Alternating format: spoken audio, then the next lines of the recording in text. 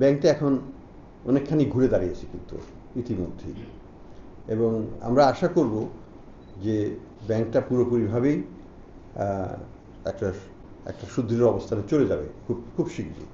অনেক মানে এখন কিন্তু তাদের কোনো লিকুইডিটি সাপোর্ট আমরা আমরা দিইনি, বিশাল অঙ্কের টাকা তাদের লুট হয়ে গেছে, তারপরেও আমি must give credit to the new management, তারা খুবই ভালো করেছেন, এবং ডিপোজিটরদের আস্থা ফেরত আছে।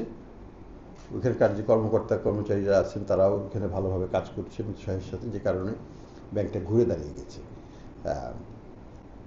একইভাবে আমি বলবো যে ইসলামিক ব্যাংক বিশালভাবে ঘুরে দাঁড়িয়েছে।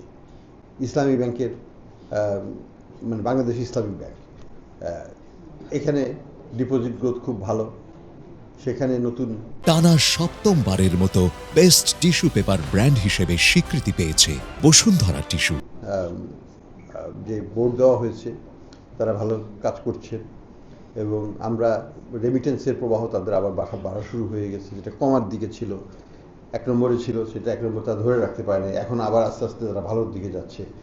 তাদের ডিপোজিট গ্রোথ সবচেয়ে ভালো এখন, এবং এই ধারাবাহিকতাটা বজায় রাখতে পারলে কাস্টমারের কনফিডেন্সটা যদি থাকে তাদের উপর, যেটা আছে এবং যেটা থাকবে বলে আমরা আশা করি, ইসলামী ব্যাংক দাঁড়িয়ে যাবে, দাঁড়িয়ে গেছে as a matter of fact. এখানে নিয়ে কোনো চিন্তার কিছু নাই।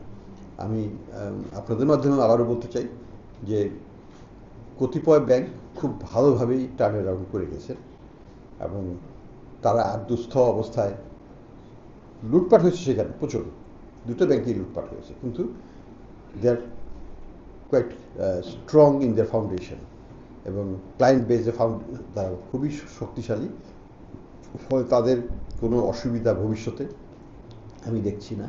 তাদের হয়তো ক্যাপিটাল শর্টফল থাকবে, কিন্তু ক্যাপিটাল শর্টফল হলেও এটা আমরা তাদেরকে হয়তো আমরা তাদেরকে মনিটরিং করছি, প্রতি মাসেই তাদের সাথে বসছি, দেখছি তাদের অবস্থাটা।